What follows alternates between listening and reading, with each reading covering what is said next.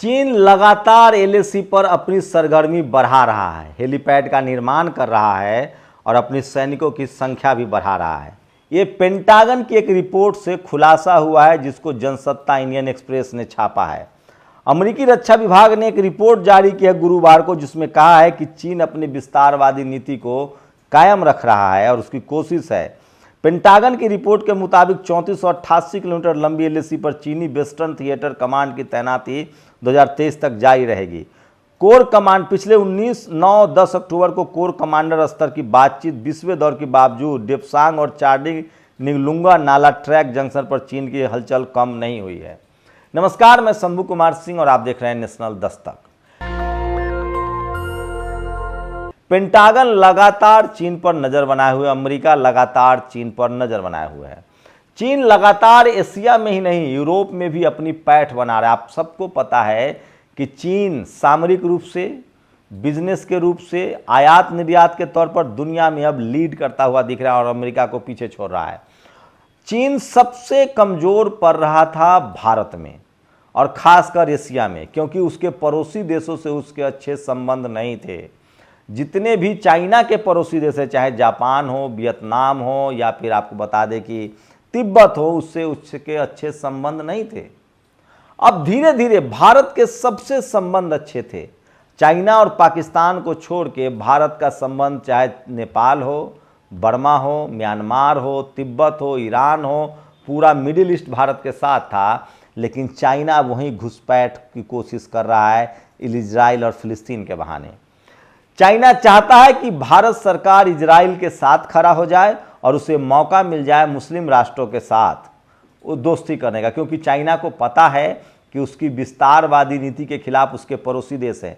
Japan से China के कभी संबंध नहीं सुधर सकते हैं, क्योंकि जापान पर कब्जा करना चाहता है, तिब्बत पर कब्जा करना चाहता है, वियतनाम पर हमला करना चाहता है, Cambodia, Thailand, Burma, Myanmar, Bhutan, ये तमाम, नेपाल, ये तमाम जो देश हैं वो चाइना के खिलाफ हैं। अब जाकर नेपाल और बर्मा जो है वो उनके साथ सटने घटने लगे हैं, लेकिन अभी भी उतने ज़्यादा नहीं हैं। लेकिन चीन के रास्ते में सबसे बड़ा रोड़ा था एशिया का वो देश रूस, जो पहले भारत के साथ था, अब वो चीन के साथ है यूक्रेन युद्ध की वजह से। लेकिन उसके बाद भी भारत के जो रिश्ते थे वो ईरान और सारे मिडिल ईस्ट के देश है, चाहे दुबई हो, अबू धाबी हो, तमाम देश, चाहे इराक हो, लीबिया हो, ईरान हो, मिस्र हो, सीरिया हो, जॉर्डन हो, इन सब देशों से भारत के शानदार संबंध थे।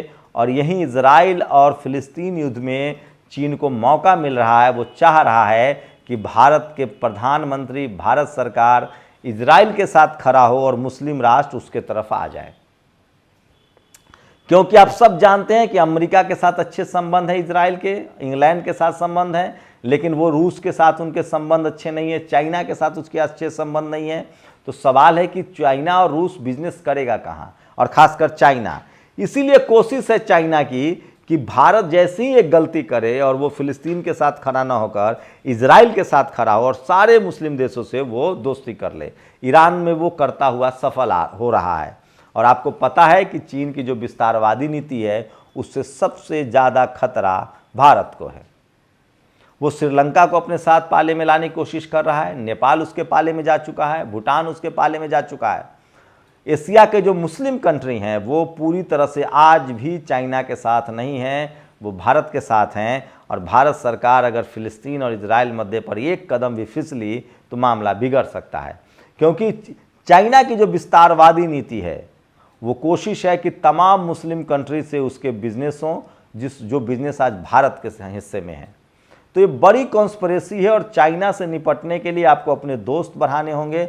अमेरिका कोशिश कर रहा है कि भारत और चाइना को एक दूसरे से लड़ाया जाए, एक कॉन्फ्लिक्ट पैदा किया जाए, और इसीलिए वो इस तरह की रिपोर्ट जारी करता है। लेकिन ये बात तय है कि चाइना की विस्तारवादी नीति रही है और हमारे जवान पर की वजह से, जो भारतीय सेना है उसकी वजह से इनकी दाल नहीं गलती है, क्योंकि भारतीय जवान, भारतीय सेना विषम परिस्थितियों में भी हिम्मत नहीं हारती है। वो उनको पता है, चाहे वो रिजांगला का युद्ध हो, चाहे 62 का युद्ध हो, चाइना ने हमेशा धोखा दिया है, चीन हमेशा धोखा देता है, पीठ के पीछे हमला करता है, लेकिन उसके बाद भी भारतीय सैनिक के जो दम साहस है, इच्छा शक्ति है, उसके आगे वो टिक नहीं पाएगा। इसीलिए वो अब पॉलिटिकल रूप से, वो कूटनीतिक तरीके से भारत को पीछे धकेलना चाहता है बिजनेस के मुद्दे पर।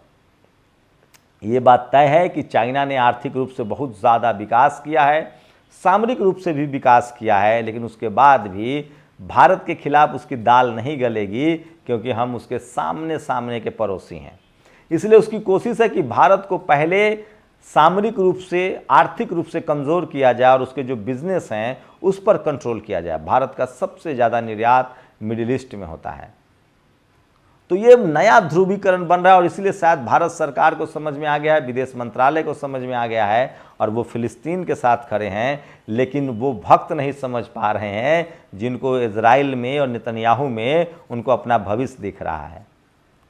जब भी मौका आएगा तो इजराइल अमेरिका के साथ खड़ा होगा और अमेरिका पाकिस्तान के साथ खड़ा होगा, और मौका पड़ने पर अमेरिका अपने हित देखेगा तो वो चाइना के साथ भी खड़ा हो सकता है। और आज के डेट में सबसे खतरनाक है रूस और चाइना का कॉम्बिनेशन। जबकि हमेशा से रूस जो है वो भारत के साथ खड़ा होता था, लेकिन आज वो चाइना के साथ खड़ा है क्योंकि वो युद्ध में फंसा हुआ है। इसलिए इस दुनिया में दो धुरी बन रहा है, एक चाइना और रूस का धुरी। उस धुरी में वो मुस्लिम देशों को लाना चाहते हैं, और एक अमेरिका और यूरोप की धुरी।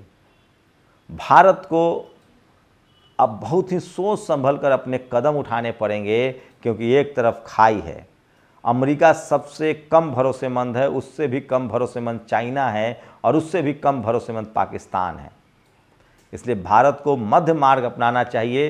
रूस से भी उसकी दोस्ती रहे, फिलिस्तीन के स्वायत्तता पर उसे बात करनी चाहिए, मुस्लिम देशों से उसके संबंध अच्छे हों, और यूरोप से भी उसके अच्छे संबंध रहें, और भारत सरकार ये करते हुए दिख रही है। लेकिन एक बात तय है कि इजराइल और फिलिस्तीन के मुद्दे पर चाइना का अब तक कोई रुख नहीं आया है। चाइना वेट एंड वॉच कर रहा है। वो चाहता है कि मेरा व्यापार न घटे। वो इजराइल को लेकर न तो इजराइल के पक्ष में बोल रहा है, न फिलिस्तीन के पक्ष में बोल रहा है, लेकिन उसका दोस्त रूस ज़रूर फिलिस्तीन के पक्ष में बोल रहा है। मतलब चाइना डबल गेम कर रहा है। वो चाह रहा है कि उसका यूरोप भी बचा रहे और उसका एशिया में भी पैठ बने। लेकिन चाइना की विस्तारवाद नीति को भारत समझ रहा है, उसके करारा जवाब दे रहा है। बस ज़रूरत है कि इजराइल और फिलिस्तीन के मुद्दे पर फिलिस्तीन के साथ बना रहा जाए, ताकि एशिया में, क्योंकि चाइना के अपने पड़ोसी मुल्कों से बिल्कुल ख़राब संबंध हैं, तो उसे मौका न मिल जाए मुस्लिम राष्ट्रों से संपर्क करने का, क्योंकि वो श्रीलंका और नेपाल से पहले ही बर्मा से, भूटान से, म्यांमार से अपने रिश्ते ठीक करने की कोशिश कर रहा है। तो ये थी भारत की डिप्लोमेसी और चाइना की विस्तारवादी नीति का ये जो पूरा खेल है वो लगातार चल रहा है। लेकिन मैं फिर कह रहा हूँ, भारत की सेना बहुत मजबूत है और चाइना की दाल तो कम से कम भारत में नहीं गलने वाली है। लेकिन भक्तों को सोचना पड़ेगा कि वो चाइना, रूस, वो यूक्रेन और रूस में रूस के पक्ष में थे, इजराइल और फिलिस्तीन के में इजराइल के पक्ष में है, और इजराइल के साथ चाइना खड़ा है। तो क्या भक्त अपने देश के खिलाफ भी जाएंगे? सबसे बड़ा सवाल ये है। शुक्रिया। नेशनल दस्तक की आपसे गुजारिश है कि अगर इसको बचाना चाहते हैं तो नेशनल दस्तक को सब्सक्राइब करने के लिए रेड कलर के सब्सक्राइब बटन को दबाएं, फिर बेल आइकन की घंटी दबाएं। नेशनल दस्तक को बचाने के लिए बहुत जरूरी है कि हर खबर को शेयर करें, लाइक करें, कमेंट जरूर करें।